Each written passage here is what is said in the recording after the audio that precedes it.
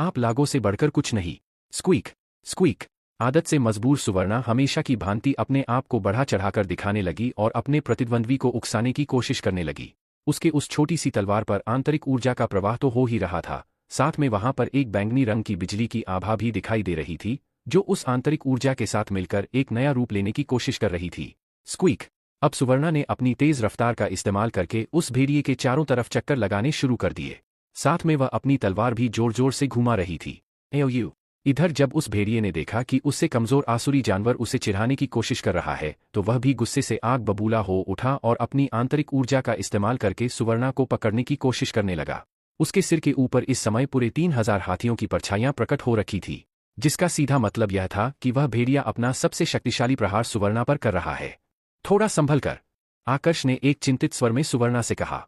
इस समय वह अपने आप को जितना असहाय महसूस कर रहा था, उतना आज से पहले कभी नहीं किया था। पैंग। ठीक इसी समय एक बहुत ही कर्कश गर्जना की आवाज आसमान में सुनाई देने लगी। अगले ही पल सुवर्णा के शरीर में कोई नई ऊर्जा प्रवाहित होने लगी, जिसकी मदद से सुवर्णा आसमान की ऊंचाइयों में आ गई। जैसे ही वह आसमान में पहुंची, एक बिजली आकर सीधा सुवर्णा के शरीर पर गिरी और सुवर्णा के शरीर के चारों तरफ ऐसे घूमने लगी जैसे उसका कोई सुरक्षा कवच हो। बिजली का बल? आकर्ष ने थोड़ा चौंकते हुए अपने आप से कहा। जिस समय आकर्ष ने यह बात कही थी, ठीक उसी समय 500 अतिरिक्त हाथियों की परछाइयां सुवर्णा के सिर के ऊपर दिखाई देने लगी थी। उन परछाइयों को देखने के बाद उसे पूरा विश्वास हो गया था कि सुवर्णा अभी जिस ऊर्जा का इस्तेमाल कर रही है, वह बिजली का बल ही है। लेकिन हैरानी उसे इस बात से नहीं हुई थी। उसे हैरानी तो इस बात से हुई थी कि सुवर्णा जिस बिजली के बल का इस्तेमाल कर रही थी, वो आरंभिक स्तरीय बल नहीं बल्कि अर्ध स्तरीय बल था। बिजली का बल, आकर्ष के हवा के बल और शौर्य के पृथ्वी के बल की भांति ही 5 तत्वों में शामिल था। यह बल मुख्य रूप से रफ्तार और आक्रामकता के लिए जाना जाता था, यानी कि इस पर नियंत्रण करने वाला योद्धा इन दोनों ही ताकतों का इस्तेमाल कर सकता था। लेकिन इस पर नियंत्रण करना इतना भी आसान नहीं था। इसके लिए बहुत ही उच्च प्रतिभा की जरूरत पड़ती थी। साथ में उस बल के प्रति उस योद्धा की समझ भी गहरी होनी चाहिए थी। इधर जैसे ही सुवर्णा ने अपने बिजली के बल का प्रयोग किया, उस बल ने अपने स्वभाव अनुसार सुवर्णा की रफ्तार और आक्रामकता में कई गुना वृद्धि कर दी। अब उसकी उस छोटी सी तलवार में भी बिजली प्रवाहित होने लगी थी, जो दूर से देखने पर ऐसा आभास करवा रही थी जैसे वह पूरी तलवार बिजली की ही बनी हो। स्वूश। इसके आगे का दृश्य आकर्ष को स्पष्ट रूप से दिखाई नहीं दिया। बिजली ने वहां पर इतनी ज्यादा रोशनी कर दी थी कि उसे बस एक रोशनीपुंज ही दिखाई दे रहा था। एओ। जिस समय यह सब कुछ हो रहा था, ठीक उसी समय आकर्ष को एक बहुत ही दर्दनाक चीख सुनाई पड़ी। यह उसी भेड़िए की चीख थी। कुछ देर बाद जब वहां की रोशनी कम हुई, तब आकर्ष की नजर एक बार फिर से उस भेड़िए पर गई। सुवर्णा की वह छोटी सी तलवार इस समय उस भेड़िए के गले के आर पार निकली हुई थी, और तलवार में प्रवाहित होने वाली बिजली अब उस भेड़िए के पूरे शरीर में प्रवाहित हो रही थी। बिजली के प्रभाव में उस भेड़िए का पूरा शरीर कंपन कर रहा था। सुवर्णा के सिर के ऊपर इस समय पूरे 3300 हाथियों की परछाइयां थी, जो इस ओर इशारा कर रही थी कि इस प्रहार में सुवर्णा की पूरी ताकत समाहित है। बिजली के बल ने सुवर्णा की उस तलवार को इतना आक्रामक और तेज कर दिया था कि उस भेड़िए के कुछ प्रतिक्रिया देने से पहले ही तलवार उसके गले के आर पार निकल गई थी। ब्रह्मा मंडल में ही एक ऊर्जा स्तर के अंतर को भरना मुश्किल था, तो ऐसे में अंदाजा लगाना ज्यादा मुश्किल नहीं था कि मूल मंडल में पहुंचने के बाद यह अंतर कितना ज्यादा बड़ा हो जाता होगा। अभी वाली सुवर्णा की ताकत और उस भेड़िए की ताकत में पूरे 300 हाथियों की ताकत का अंतर था। तलवार ने उसे पहले ही उसकी मौत के करीब पहुंचा दिया था, और पीछे जो थोड़ी बहुत जान बच गई थी, वो बिजली के प्रभाव में चली गई। पैंग। उस भेड़िए के शरीर में इतनी ज्यादा बिजली गई थी कि अब उसका मृत शरीर उसको सहन नहीं कर पा रहा था। उसकी चमड़ी फटने लगी थी और अंदर जितना भी खून व मांसपेशियां थी, वह शरीर से बाहर निकलने लगी थी। एक मूल मंडल के दूसरे स्तर का आसुरी जानवर, जिसे देखने के बाद आकर्ष इसलिए परेशान हो रहा था कि वह उससे अपना बचाव कैसे करेगा, वह अब उसी के सामने मृत अवस्था में पड़ा था। Squeak squeak. अपने प्रतिद्वंद्वी को खत्म करने के बाद सुवर्णा के उत्साह की कोई सीमा नहीं रही। अपनी तेज रफ्तार का इस्तेमाल करके वह वापस से आकर्ष के कंधे पर आकर बैठ गई और आंतरिक ऊर्जा के द्वारा एक संदेश भेजकर आकर्ष पूछने लगी, आकर्ष, बताओ मेरी नई ताकत कैसी है? अब तो तुम भी मानोगे ना कि मैं सबसे शक्तिशाली बन चुकी हूं। जब आकर्ष को यह संदेश प्राप्त हुआ था, तब उसका पूरा ध्यान अपने सामने पड़े उस भेड़िए के शरीर पर था। इस वजह से शुरुआत में तो वह कोई जवाब नहीं दे पाया, और कुछ देर बाद जब उसने जवाब दिया तो उसके मुंह से केवल 2 शब्द निकले, शक्तिशाली। उसके लिए अभी भी इस बात पर विश्वास कर पाना काफी ज्यादा मुश्किल था कि सुवर्णा ने बिजली के बल पर नियंत्रण करके एक मूल मंडल के दूसरे स्तर के खूंखार जानवर को इतनी आसानी से खत्म कर दिया है। यह सब कुछ किसी सपने की तरह था। ही। मुझे लगा था कि यह कुत्ता थोड़ा शक्तिशाली होगा, लेकिन यह तो बहुत ही ज्यादा कमजोर निकला। आकर्ष को एक बार फिर से सुवर्णा का संदेश प्राप्त हुआ, जिसे सुनने के बाद उसके चेहरे के भाव थोड़े अजीब हो गए। इस सुवर्णा ने सच में इस भेड़िए को, जो कि मूल मंडल के दूसरे स्तर में पहुंचा हुआ था, उसे एक कुत्ता कहा है। थोड़ी देर तक आश्चर्य में डूबे रहने के बाद आकर्ष ने अपना होश संभाला और उस भेड़िए रूपी आसुरी जानवर के शक्ति कोष व बाकी कीमती अंगों को इकट्ठा करने लगा। सब कुछ इकट्ठा करने के बाद वो सुवर्णा के साथ सीधा गुरुकुल की तरफ चल पड़ा, क्योंकि वह नहीं चाहता था कि फिर से उन पर कोई आसुरी जानवर हमला करे। इस बार तो वह लोग भेड़िए से बच गए थे, लेकिन अगर इससे भी शक्तिशाली कोई खूंखार जानवर आ गया तो उनका बचना बहुत ज्यादा मुश्किल था। आकर्ष, क्या तुम मेरे लिए भी एक जादुई अंगूठी का निर्माण कर सकते हो जिसमें मैं अपना जरूरी सामान संरक्षित कर सकूं? सुवर्णा ने अपनी तलवार को हवा में लहराते हुए आकर्ष के पास संदेश भेजा। ठीक है, मैं तुम्हारे लिए एक जादुई अंगूठी का निर्माण कर दूंगा, लेकिन तुम्हें वादा करना होगा कि अब से तुम मेरी हर एक बात मानोगी, आकर्ष ने कहा, जिसके जवाब में सुवर्णा ने तुरंत सहमति दे दी। अब आकर्ष के कहने पर सुवर्णा ने एक बार फिर से अपना शरीर बड़ा किया और आकर्ष को लेकर सीधे उसकी गुफा की तरफ जाने लगी। वो लोग इस बार खाई की तरफ से अपनी गुफा में जाने वाले थे, जहां से कभी मीरा ध्रुव और सेरा के साथ आई थी। यातायात का इतना अच्छा साधन जब उसके पास था तो वह सभी के सामने आकर और 2-2 घंटे तक यहाँ वहां घूमकर अपने दुश्मनों का ध्यान भटकाने की कोशिश क्यों करता? सुवर्णा, तुमने बिजली के बल पर नियंत्रण करना कब सीखा? गुफा की तरफ लौटते समय आकर्ष ने सुवर्णा से पूछा। जब भी वो इस बारे में सोच रहा था, उसकी आंखों के सामने बार बार वही दृश्य आ जा रहा था, जिसमें सुवर्णा ने अपनी तलवार उस भेड़िए के गले के आर पार की थी। ही। यही तो हमारी अर्नाव प्रजाति की सबसे बड़ी विशेषता है। जिस प्रकार सभी खूंखार और आसुरी जानवरों को कोई ना कोई योग्यता मिली है, ठीक उसी प्रकार हमारे प्रजाति को यह योग्यता मिली है। जब भी हमारे प्रजाति के सदस्य मूल मंडल में प्रवेश करते हैं तो एरावती परीक्षा के दौरान जो आखिरी बिजली होती है, उसे हम स्पर्श कर सकते हैं और खा भी सकते हैं। बिजली का जो अंश हमारे शरीर में प्रवेश करता है, वह आगे जाकर हमारे बिजली के बल में परिवर्तित हो जाता है। सामान्य तौर पर तो हमारे प्रजाति के सदस्य आखिरी बिजली का सेवन करने के बाद बल के आरंभिक स्तर में ही पहुंच पाते हैं, पर पता नहीं कैसे मेरे साथ कुछ तो अलग हुआ। मैंने जब आखिरी बिजली का सेवन किया तो मेरा बल आरंभिक स्तर में ना पहुंचकर सीधा अर्ध स्तर में पहुंच गया, सुवर्णा ने संदेश भेजकर जवाब दिया। उसकी पूरी बात सुनने के बाद आकर्ष के चेहरे पर एक कड़वाहट भरी मुस्कुराहट आ गई। 5 तत्वों के बलों पर नियंत्रण करने के लिए सभी को बहुत मेहनत करनी पड़ती थी। हालांकि आकर्ष को यह आसानी से प्राप्त हो गया था, लेकिन फिर भी इसका अभ्यास करने के लिए उसे काफी मेहनत करनी पड़ी थी। वहीं दूसरी तरफ सुवर्णा को बिजली का बल प्राप्त करने के लिए बिल्कुल भी मेहनत नहीं करनी पड़ी। उसने बस आखिरी की बिजली खाई और अपने आप उसे बिजली का बल प्राप्त हो गया, वह भी अर्धस्तरीय बिजली का बल। सुवर्णा की आधी बात सुनने के बाद तो उसे सिर्फ उसकी अच्छी किस्मत से जलन हुई थी, लेकिन पूरी बात सुनने के बाद वह एक अलग ही सोच में डूब गया। जब सुवर्णा की प्रजाति के सभी सदस्य सिर्फ आरंभिक स्तरीय बल पर ही नियंत्रण कर पा रहे थे, तो फिर सुवर्णा को अर्धस्तरीय बल कैसे प्राप्त हो गया था? क्या इसके पीछे की वजह वह 10,000 वर्ष की उम्र में पहुंचा हुआ शक्ति रस हो सकता है? आकर्ष ने मन ही मन में अपने आप से पूछा। जब तक वह इन सब के बारे में सोच रहा था, तब तक सुवर्णा उसे लेकर उसकी गुफा के सामने मौजूद उस झुके हुए पेड़ के पास पहुंच गई थी। आकर्ष ने अब उस पेड़ पर छलांग लगाई और फिर वहां से होता हुआ सीधा अपनी गुफा में आ गया। सुवर्णा ने भी अब अपना आकार छोटा किया और हवा में उड़ते हुए आकर्ष के पीछे पीछे चलने लगी।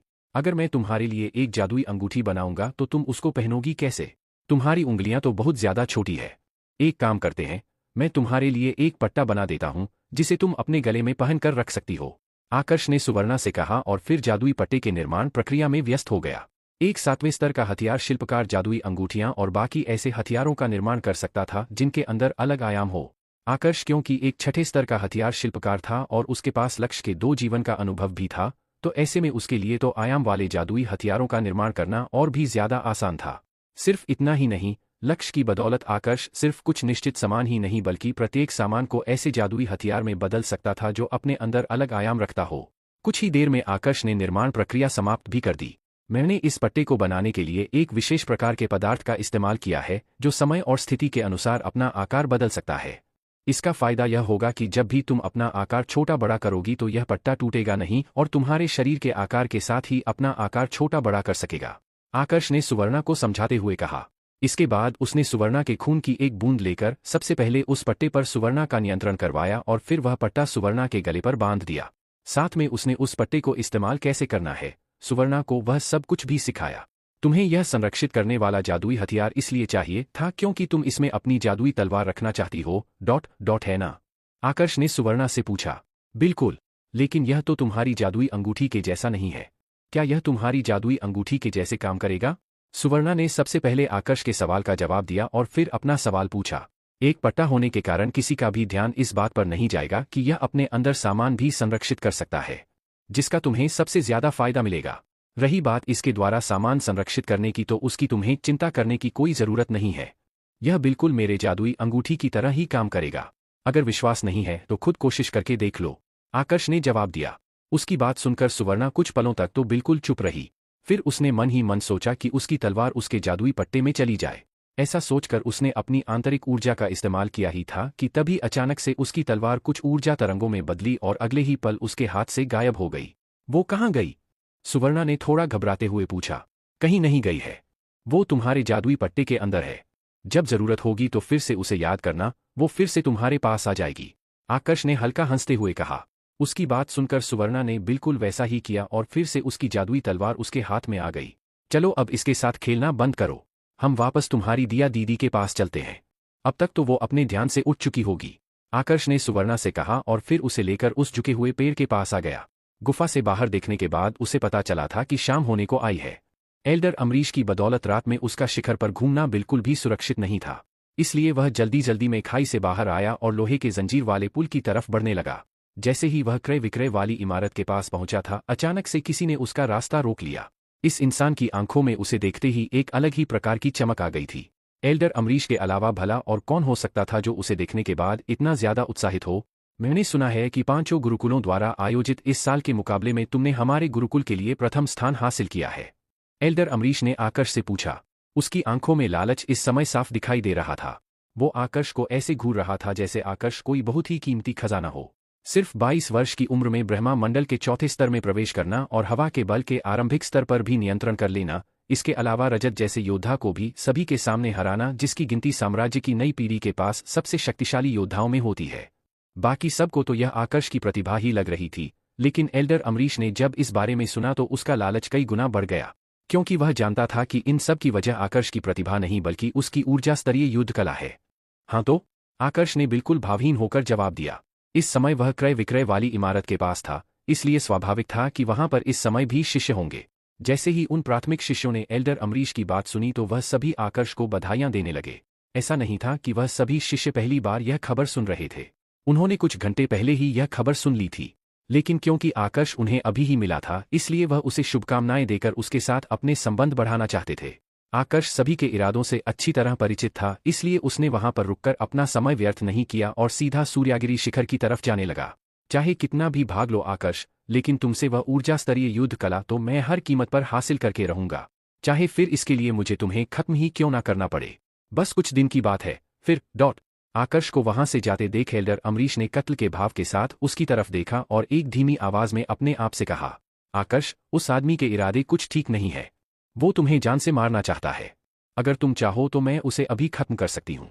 सुवर्णा ने आंतरिक ऊर्जा के द्वारा आकर्ष को संदेश भेजा। उसकी आवाज में इस समय उत्साह का भाव साफ छलक रहा था। आक्रामक स्वभाव होने के कारण उसे दूसरों को खत्म करना बहुत ही ज्यादा पसंद था। नहीं, हम यहाँ पर ऐसा कुछ भी नहीं कर सकते हैं। खत्म तो मैं भी उसे करना चाहता हूँ, लेकिन इसके लिए पहले उसे गुरुकुल से बाहर लाना होगा।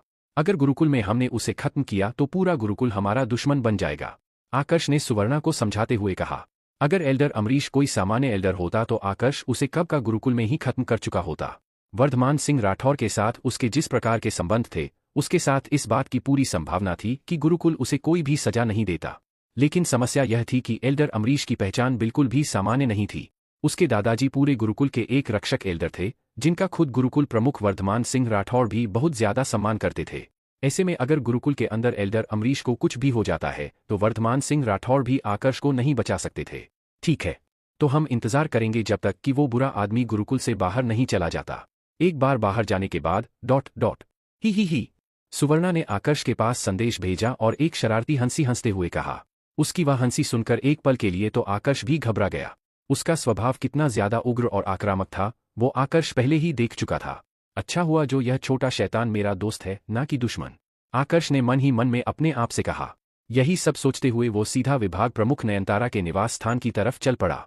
आगे जानने के लिए देखते रहिए मार्शल एम्परर के अगले एपिसोड में। सिर्फ और सिर्फ कहानी संग्रह यूट्यूब चैनल पर। दोस्तों लाइक सब्सक्राइब करो और बेल आइकॉन हिट करना ना भूले। CH 409 क्या हुआ सुवर्णा? मैंने कभी नहीं सोचा था कि सीनियर आकर्ष इतने शक्तिशाली होंगे कि वो पांचों गुरुकुलों द्वारा आयोजित मुकाबले में सभी के सामने आसुरी कमलाद गुरुकुल के गुरुकुल प्रमुख के बेटे रजत को हरा देंगे। सीनियर आकर्ष की ताकत तो दिन प्रतिदिन बढ़ते ही जा रही है। मुझे अभी भी याद है कि 2 साल पहले जब वो गुरुकुल में आए थे तब उनको यहाँ पर कोई भी नहीं जानता था। और आज देखो, सिर्फ हमारा गुरुकुल नहीं बल्कि चारों प्रतिद्वंदी गुरुकुल भी सीनियर आकर्ष को जानने लगे हैं। पिछले 2 मुकाबलों में हमारे गुरुकुल ने बिल्कुल भी अच्छा प्रदर्शन नहीं किया था। सभी हमारी हार की प्रतीक्षा में बैठे थे और ऐसे में सीनियर आकर्ष ने आगे आकर जो हमें जीत दिलाई है, उसके बाद मुझे पूरा विश्वास है कि बाकी चारों गुरुकुलों को बहुत बड़ा धक्का लगा होगा। सीनियर आकर्ष की ताकत के बारे में इतना सब कुछ सुनने के बाद अब मैं वीणापति और उनके मुकाबले को देखने के लिए बहुत ज्यादा उत्सुक हूं। दोनों के बीच मुकाबला होने में अब 1 साल से भी कम समय रह गया है। अरे हाँ, मैं तो इस मुकाबले के बारे में भूल ही गया था। जिस हिसाब से सीनियर आकर्ष की ताकत बढ़ रही है, उस हिसाब से मुझे नहीं लगता कि वीणापति से मुकाबला करने में उन्हें कोई समस्या होगी। आकर्ष तो वहां से कब का जा चुका था, मगर जलधारा शिखर के प्राथमिक शिष्य अभी भी उसके बारे में बातें कर रहे थे। सबसे ज्यादा उत्साहित तो वो आकर्ष और वीणापति के मुकाबले को लेकर थे। 1 साल पहले जब वीणापति गुरुकुल में आया था तब आकर्ष और उसके बीच में शर्त लगी थी कि वो दोनों 2 साल बाद अखाड़े में मुकाबला करेंगे। पिछले 1 साल में यह बात पूरे गुरुकुल के शिष्यों को पता चल चुकी थी, मगर आज से पहले कोई भी आकर्ष के पक्ष में नहीं था। सभी का यही सोचना था कि वीणापति आकर्ष को हरा देगा। हो सकता है मुकाबले के दौरान आकर्ष को खत्म भी कर दे। उनका ऐसा सोचना स्वाभाविक भी था क्योंकि भले ही आकर्ष की प्रतिभा उच्च हो लेकिन ऊर्जा स्तर बढ़ाने के लिए उसे समय बहुत ही कम मिला था। लेकिन जब से सभी को यह पता चला था कि आकर्ष ने गुरुकुल के लिए प्रथम स्थान हासिल किया है, वह भी रजत जैसे शक्तिशाली योद्धा को हराकर, तो आकर्ष को लेकर उन सभी की उम्मीदें बढ़ गई थी। भले ही यह उम्मीदें कम थी और आकर्ष की जीत पर उन सभी को ज्यादा विश्वास नहीं था, मगर कम से कम उन्हें इस बात का भरोसा तो था कि 1 साल बाद होने वाले मुकाबले में आकर्ष वीणापति के हाथों बहुत बुरी तरह तो नहीं हारेगा। वो उससे काफी लंबे समय तक लड़ सकता है और अच्छी टक्कर दे सकता है। जहां एक तरफ जलधारा शिखर के सभी प्राथमिक शिष्य आकर्ष की ताकत को लेकर अलग अलग अनुमान लगा रहे थे और उसके व वीणापति के मुकाबले को लेकर उम्मीदें बांध कर बैठे थे, वहीं दूसरी तरफ एल्डर अमरीश के चेहरे के भाव बहुत ही अजीब हो रखे थे। उसे मन ही मन ऐसा लग रहा था जैसे कोई धीरे धीरे करके उसकी गर्दन दबोचने आगे बढ़ रहा है। नहीं, मैं इसे और ज्यादा शक्तिशाली बनने नहीं दे सकता। सिर्फ ब्रह्मा मंडल के चौथे स्तर में होते हुए इसने रजत को हरा दिया है, 2 ऊर्जा स्तर के अंतर को भर दिया है। इसके अलावा इसके पास हवा का बल भी है, वह भी आरंभिक स्तर में पहुंचा हुआ। इन सब ताकतों के साथ अगर मैंने इसे शक्तिशाली बनने दिया तो यह मेरे लिए ही बहुत बड़ा खतरा बन जाएगा। मुझे जल्द से जल्द कोई सही मौका देखकर इसका काम तमाम करना होगा, वरना अगले कुछ सालों में भले ही यह मूल मंडल में प्रवेश ना करे, लेकिन इसके पास इतनी ताकत तो हो जाएगी कि यह मुझे हरा सके। एल्डर अमरीश ने गुस्से में दांत पीसते हुए अपने आप से कहा। इस समय उसका मन तो कर रहा था कि वह अभी आकर्ष के पीछे जाए और अभी ही उसका काम तमाम कर दे, लेकिन फिर कुछ सोचकर उसने अपने आप को रोक लिया। नहीं, मुझे जल्दबाजी में ऐसे कोई कदम नहीं उठाने चाहिए। अभी के समय गुरुकुल के लिए इसने प्रथम स्थान हासिल किया है, गुरुकुल प्रमुख ने जरूर इसकी सुरक्षा के लिए बहुत कुछ सोचा होगा। ऐसे में अगर मैं इसके करीब भी जाऊंगा तो उन्हें मेरे इरादों का पता लग जाएगा, और अगर एक बार ऐसा हो गया तो फिर आगे भविष्य में मैं कभी भी इस आकर्ष को खत्म नहीं कर पाऊंगा, एल्डर अमरीश ने अपने आप को समझाते हुए कहा। इसके अलावा उसे अपने दादाजी से भी इस बार थोड़ा डर लग रहा था। भले ही उसके दादाजी उससे बहुत प्यार करते थे और गुरुकुल के एक रक्षक एल्डर थे, लेकिन अगर उसके इरादों के बारे में गुरुकुल को, गुरुकुल प्रमुख को या फिर उसके दादाजी को पता चल गया तो तीनों में से कोई भी उसकी जान के लिए बहुत बड़ा खतरा बन सकता था। उसके दादाजी भले ही उसे जान से ना मारे लेकिन कोई ऐसी सजा तो जरूर दे देंगे जिसके बाद वह कभी भी अपने दादाजी से कोई मदद नहीं मांग पाएगा। एक पल के लिए मान ले कि उसके दादाजी इन सब में उसके साथ खड़े भी हो गए तो भी गुरुकुल प्रमुख और दूसरे रक्षक एल्डर के होते हुए वो दोनों आकर्ष का कुछ नहीं कर सकते थे। इधर आकर्ष इस समय एल्डर अमरीश के इरादों से पूरी तरह अनजान था, या शायद अगर उसे पता भी होता तो भी वह एल्डर अमरीश के बारे में ज्यादा सोचकर अपना समय बर्बाद नहीं करता। विभाग प्रमुख नयनतारा के निवास स्थान पर आने के बाद आकर्ष सबसे पहले दिया से मिलने उसके कमरे में गया। जैसा कि उसने सोचा था, दिया अपने अभ्यास से उठ चुकी थी, लेकिन आज उसे दिया में कुछ अलग लग रहा था। उसने तुरंत अपनी आध्यात्मिक शक्ति का इस्तेमाल किया, जिसके बाद उसे इस सवाल का जवाब मिल गया। तुमने काफी जल्दी ब्रह्मा मंडल के दूसरे स्तर में प्रवेश कर लिया है दिया, आकर्ष ने थोड़ा चौंकते हुए कहा। मेरे ऊर्जा स्तर में वृद्धि हुए ज्यादा समय नहीं हुआ है। वैसे आप कब आए मालिक? और क्या आपको पता है कि सुवर्णा कहाँ पर है? मैं काफी देर से उसे ढूंढ रही हूं पर वह मुझे कहीं भी नहीं मिल रही है, दिया ने एक चिंतित स्वर में कहा। मैं आज सुबह ही वापस लौटा हूं दिया, और रही बात सुवर्णा की तो उसकी चिंता मत करो, वो मेरे साथ है। आकर्ष ने अपनी आस्तीन में से सुवर्णा को बाहर निकालते हुए कहा। सुवर्णा को देखते ही दिया के चेहरे पर एक हल्की सी मुस्कुराहट आ गई। उसने सुवर्णा को अपने हाथों में लिया और धीरे से उसके सर को स्पर्श करते हुए कहा, सुवर्णा, तुम्हें ऐसे अकेले बाहर नहीं जाना चाहिए था। वह तो अच्छा हुआ कि मालिक बाहर थे। अगर तुम बाहर कहीं खो जाती या तुम्हें कुछ हो जाता तो। दिया अपनी बात कह ही रही थी कि तभी अचानक से उसकी आंखें बिल्कुल स्थिर हो गई। उसे देख ऐसा लग रहा था जैसे उसे कोई बहुत ही बड़ा झटका लगा हो। दिया के चेहरे के भाव देख आकर्ष को ज्यादा आश्चर्य नहीं हुआ था, क्योंकि उसे पता था कि जरूर सुवर्णा ने ही आंतरिक ऊर्जा के द्वारा संदेश भेजकर दिया से बात करने की कोशिश की होगी। और क्योंकि वह पहली बार सुवर्णा की आवाज सुन रही है तो उसका डरना स्वाभाविक है। थोड़ी देर तक आश्चर्य में डूबे रहने के बाद दिया ने सुवर्णा से पूछा, सुवर्णा, अभी मुझे जो आवाज सुनाई दी थी, क्या वह तुम्हारी थी? क्या तुम मुझसे बात करने की कोशिश कर रही हो? हाँ दिया दीदी, यह मैं ही हूँ।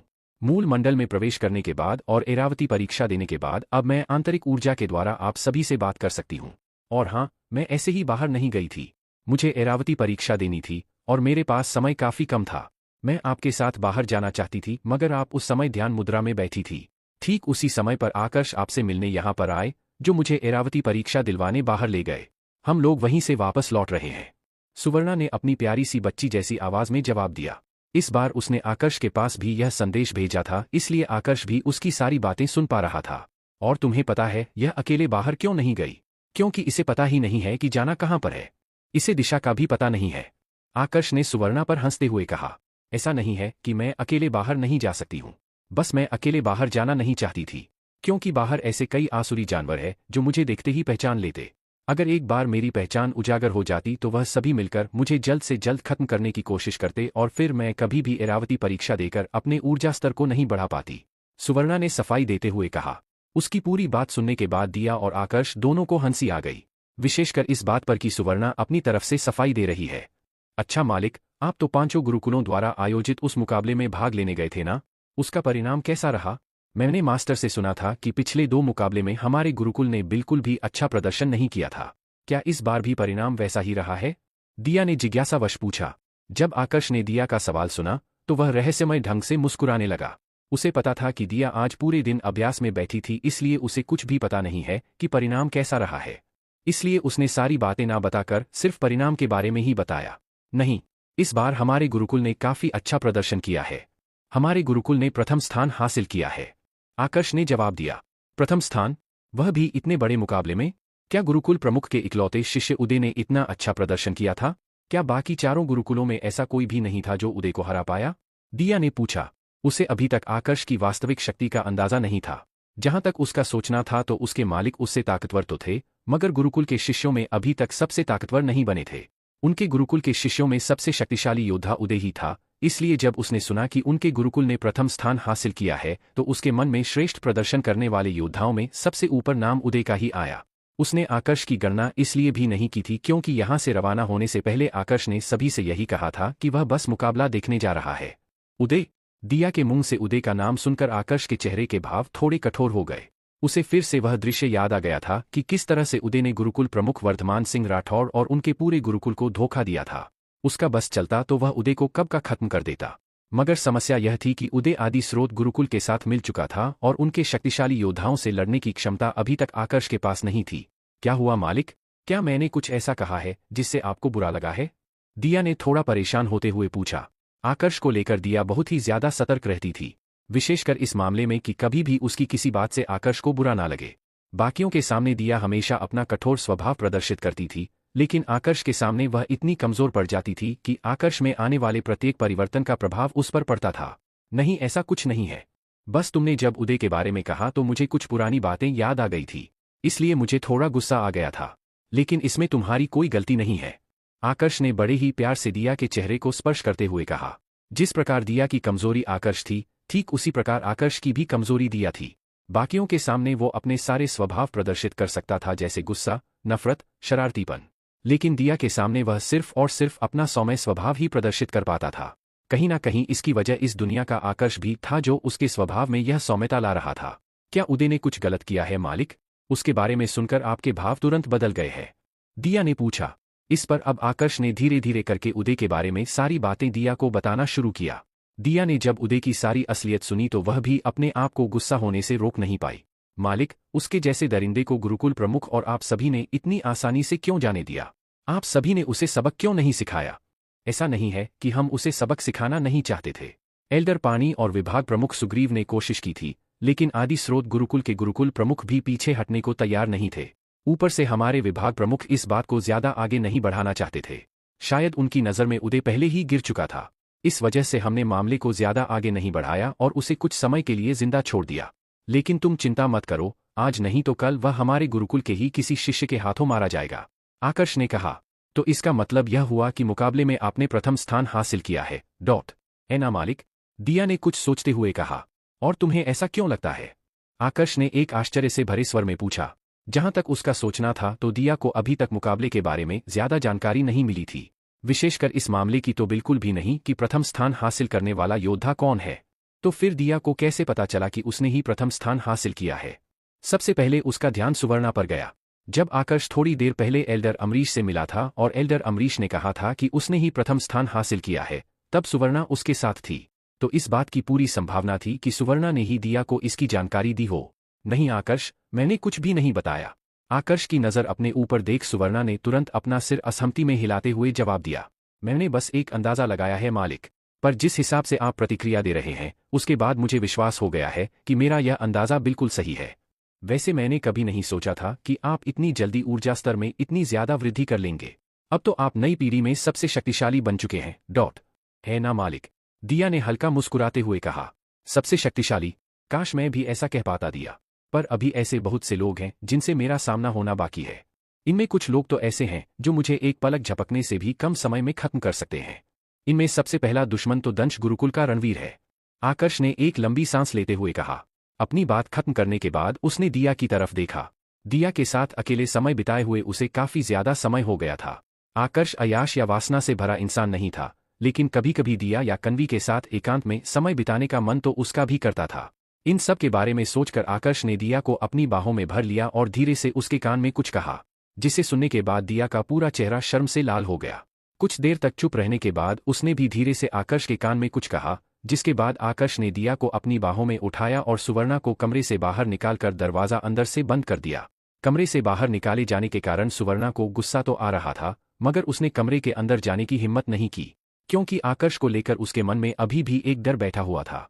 जानवर का स्वभाव और प्रवृत्ति होने के कारण उसने कई बार आकर्ष के अंदर कुछ ऐसा महसूस किया था जो बहुत ही ज्यादा डरावना और खतरनाक था। यही वजह थी कि आकर्ष से शक्तिशाली होने के बावजूद उसने कभी भी आकर्ष को पूरी तरह से नहीं ललकारा था। स्वूश! ठीक इसी समय निवास स्थान में एक परछाई ने प्रवेश किया।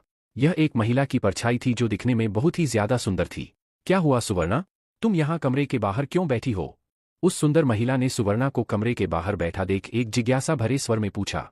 आगे जानने के लिए देखते रहिए।